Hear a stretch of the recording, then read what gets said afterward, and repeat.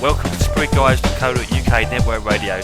Today's guest is author, psychic medium and contactee Philip Kinsella, who was a guest on one of our previous shows talking about his outstanding book, Believe, a groundbreaking theory which bridges the gap between the psychic and UFO phenomena. Philip returns with Brenda Butler, live from Rendlesham Forest, to talk about their up-and-coming new book, which they've been working on together, to talk about the ongoing sagas at Rendlesham, along with other groundbreaking mysteries. Brenda is the voice and guardian of Rendlesham Forest and was instrumental in bringing the case to the public's attention.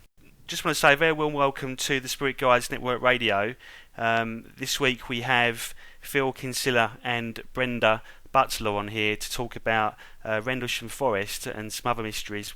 And we've had Phil on the show before talking about his book Believe, where he touched upon his experiences with psychic phenomena and also the abduction experiences that he's had since childhood, and also to do with Rendlesham as well. So just want to give people some context really around what you guys are up to, because I know that you kind of met through synchronicity while you was at Rendlesham together, investigating Rendlesham. So if you could just give our listeners a bit of background really about how you guys met and what Rendlesham's all about. I met Philip down in Rendlesham back in the 1990s, and then we met again in 2000 this year in March. And Philip had wanted to meet me before, so we made arrangements to meet. And we went round the forest and we talked, and I gave Philip a lot of my investigations of what was happening down at Rendlesham. And then about the third meeting, Philip thought it'd be a good idea if we wrote a book together. Okay. So basically, I would gather quite a few people know what happened down in Rendlesham. It's kind of like the UK's version of Roswell. It's been covered up by mainly by the military, isn't it? I mean, it looks like it's been reported in the media quite a bit with the release of the MOD files, but they're not really reporting it as much as they should do. So, I mean, what really happened down there back in 1980? Well, I was doing the investigations down there since January 1981, and I was the first person to be told about it by a security guard who was involved in this, Steve Roberts. And two security guards who were on duty on the night of the 27th, they saw a light come across the trees, come up the coast and across the trees, and that went down into the forest. And they thought that was a crashed aircraft. So they phoned back to their control officer and asked if they could go out and investigate it. At first he said no, they weren't to leave the gate where they were on, but they insisted that might be an aircraft and somebody might be in trouble. So he gave them permission on the condition they left their guns behind.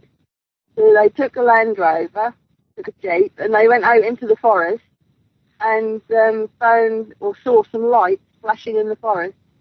And the story goes that they see this triangular craft with lights on. One of the guys tried to climb on board it. The other guy saw some symbols, and he wrote the symbols down. Basically, that was one of the nights. But then Colonel Holt, the second night when it came back, Colonel Holt went out because he was at a dinner, a celebration dinner, and the guys who were on the gate then went back and said, "Sir, it's back, it's back." And he said, "What is back?" Because he didn't believe in any of this at first. And they said, "The UFO is back, sir, the UFO is back." So he then left the dinner and he drove home and changed into his fatigues and went all over the place, gathering up cameras and gathering up light balls and other men and everything, Geiger counters. And he went back down to the forest and through the forest to see what he could see. And he saw lights. And they followed these lights across the field. And then they took off and they went up into the sky.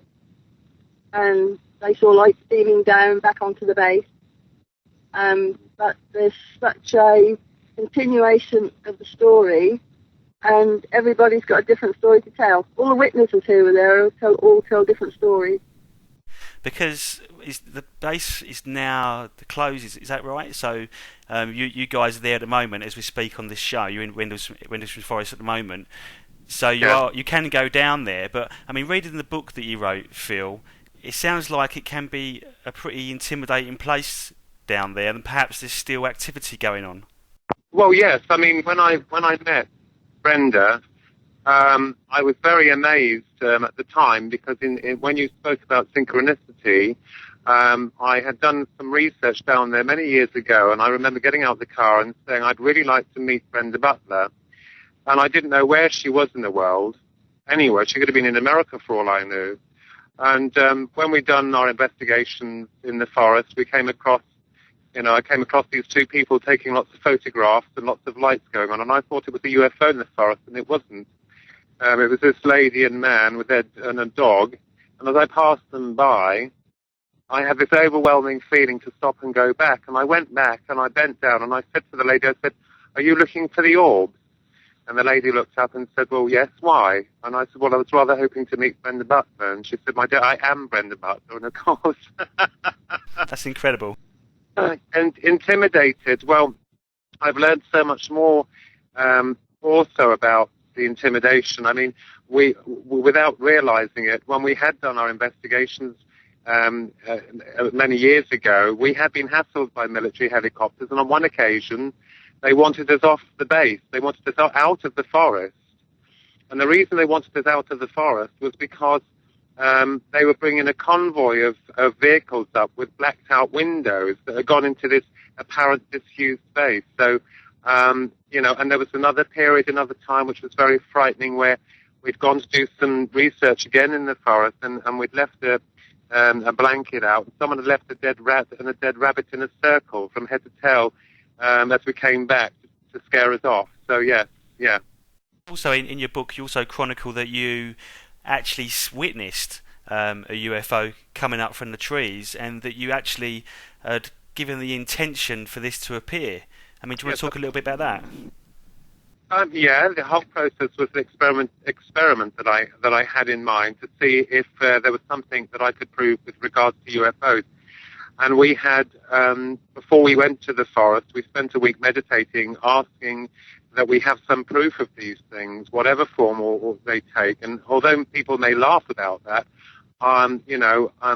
it certainly worked. We'd gone into the forest, and we had meditated, asking for a sign or for evidence that we are being visited.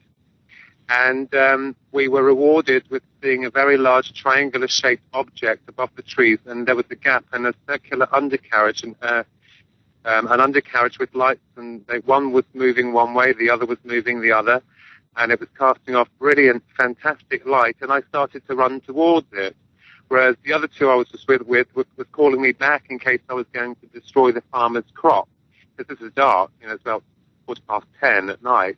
And I ran towards it, running very, very fast towards it. And then just like someone clicking their fingers, lights out, it vanished. It went. And that a very interesting episode. Absolutely fantastic. I'll never forget it. Amazing. So do you think that these lights are connected with the military down there, or are they kind of at odds with the military in a way? Because, I mean, the base seems to be unused, but there is activity going on. So, I mean, I noticed in the book you mentioned there was vibrations from underneath your feet, I mean, which could suggest that there's actually a base underneath Rendlesham. Oh, yes. Well, I mean, Brenda might speak a little bit more about that. People have said that there is a base under Rendlesham, under one of the forests by where we go. People have said they've been dragged into the forest, and underneath the forest through a doorway by greys. And only just recently there's a lady been phoning me up, and she's been saying that she has seen the greys there. Because it's interesting, I mean, going back to Phil as well, you have been the greys seem to have been in contact with you since you've been a boy, and it seems that perhaps, I mean, one lady said to you, this is really... you admitted this yourself, that it was very hard to swallow, that perhaps that you may have even been one in another incarnation, because not to say that all incarnations happen on Earth, and so they've got some kind of link with you. But I mean, I just wonder if that's what the agenda is, I guess. Well, the thing is, it's the same with Brenda. Brenda has the same, thoughts that I do with regards to a soul issue. I mean, sure. I mean, we come down onto this planet, we're born into this physical body, and that's why we believe that there is a process of reincarnation, not in the sense where it's recycling, you die and then whisk around and just get put anywhere.